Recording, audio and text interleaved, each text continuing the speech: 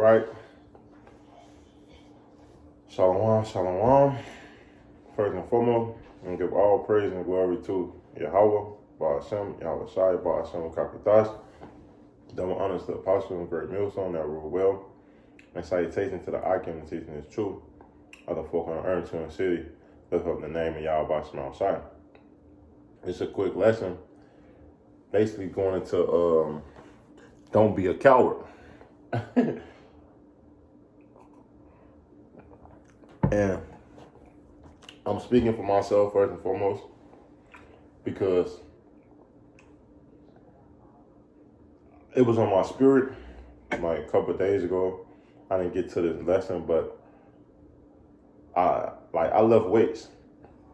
And me changing my body, if you know anything about me, I used to be 350 pounds. So the way I came from now to lift weights and build up muscle and have the mindset, it go into don't be a coward, because a coward is going to tell himself he can't do it. A coward is going to doubt himself.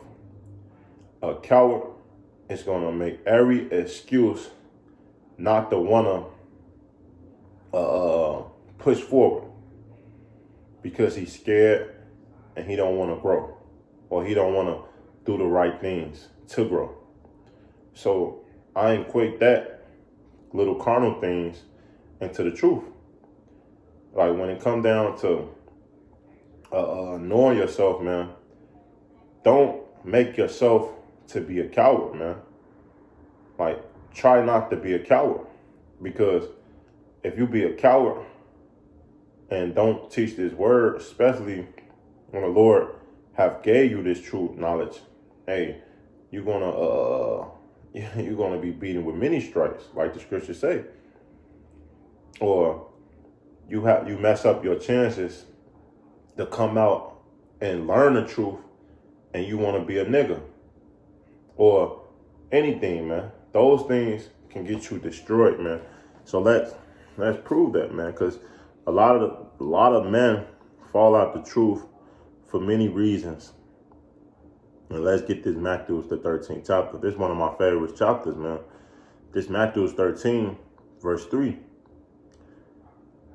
It say, and he spake many things unto them in parables, saying, behold, a sower went forth to sow. And when he sowed, some seed fell by the wayside, and the flower came up and devoured them up.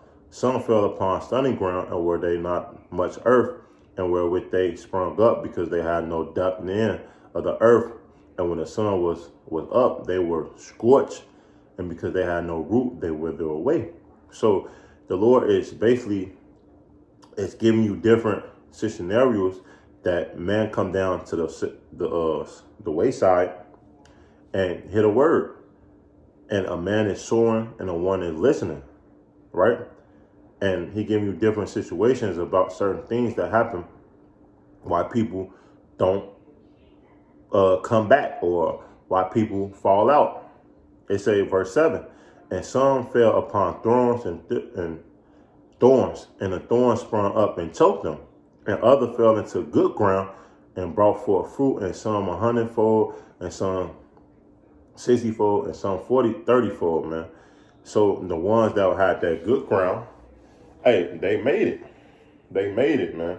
And that give me to this precept in Luke, the 14th chapter, man. And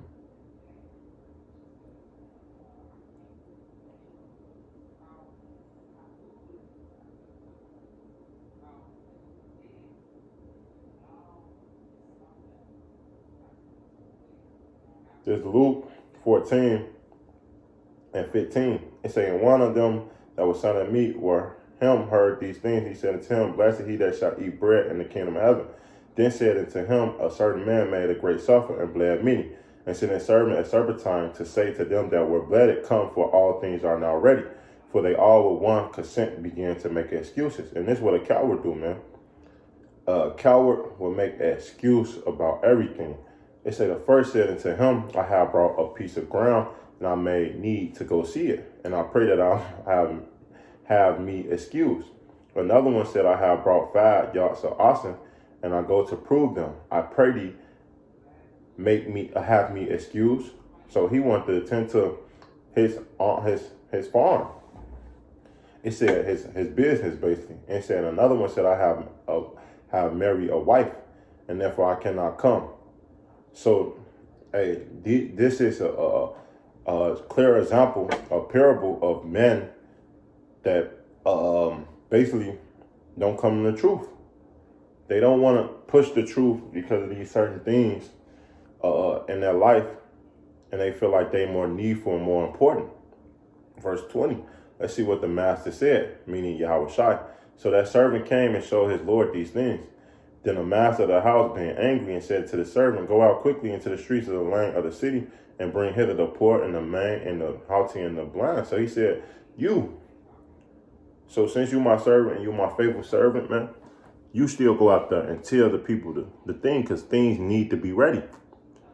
Our nation still shall be go on. So regardless of the fact, if a person fall out the truth and he want to be a coward, that don't stop you. And that don't stop you at all. So don't be a coward. Don't be a coward because someone else don't want to do what's right, or they give up. Remember, man, you pray, hopefully that brother come back, but you have to keep moving. It say pick up the pieces, man. And this Jeremiah 48, that's an insider, but this Jeremiah 48:10, it say, cursed be that he that does the work of the Lord deceitfully, and cursed be he that keep back his sword from blood, man, because some man get this truth, and like the scriptures say, they had it on a bushel. Like, you can't get this truth and have it on a bushel, man. Now your light is not shining. When you get this truth, you are a light to the Gentiles. You are a light to the people. So when you teaching this truth, these people need to know the wrong, the right, the things that the Lord have told us or showed us to be. And if you are not doing what's necessary to the Lord, guess what? The Lord is gonna ultimately destroy you, man. Let's get that, man. And you are ultimately proving yourself to be a coward. You are ultimately is proving yourself and be a coward, because your true colors always show, man. This Sirach 26:28, it said, there be 2 things that grieve my heart, and the third making me angry. A man of war that suffer poverty, a man of understanding that are not set by, and one that return from righteousness to sin. Because when you come in this truth, you just came out all this filthiness, this wicked society.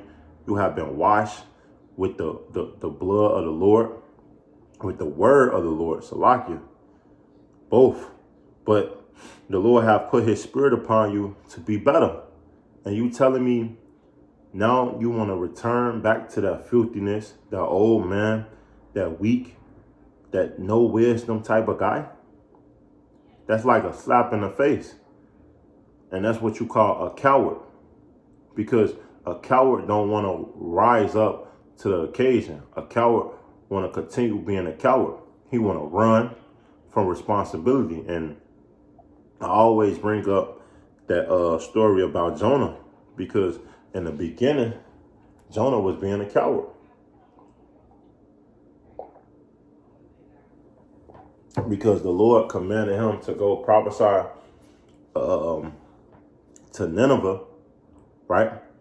But he didn't want to. He wanted to do his own thing. And what did the Lord end up doing? Jacking him up to a point that he made Jonah go prophesy. Now, in certain cases, it's just your lot. Don't get me wrong. Jonah was a chosen and special individual. But who says that you want? Do you want to test our waters? Hey, you might not make it back. And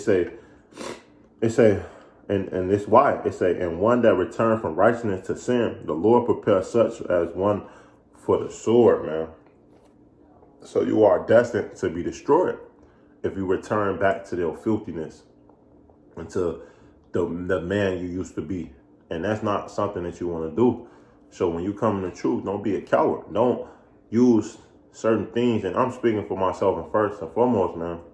Like, don't use things to not preach the word or not serve the Lord. Because if you do those things, hey, you will surely die. You shall surely die, man. You should surely die. So I tell you about returning back into the world that you become worse than what you were before. And you don't want to become worse for the Lord, because if you become worse, you really not going to serve the Lord. You really is going to be destroyed, man. You become the ultimate nigga.